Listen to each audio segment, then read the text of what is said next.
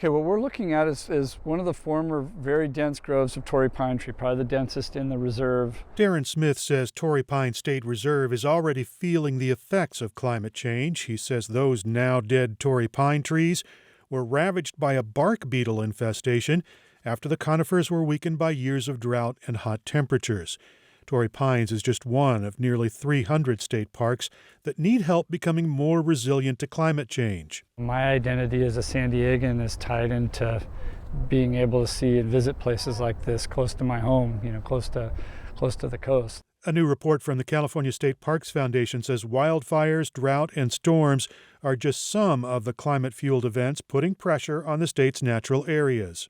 They more broadly, I think, represent what we love about California, from redwoods to beaches to deserts to mountains.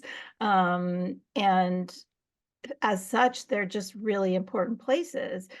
The report calls for a steady stream of state funding to build climate-resilient state parks. It warns that 75% of the state's beaches will disappear by the end of the century.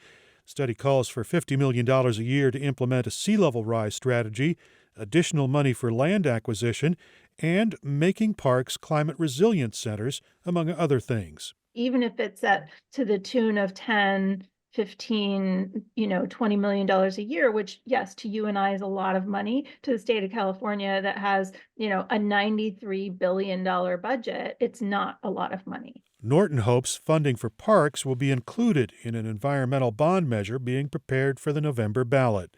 Erik Anderson, KPBS News.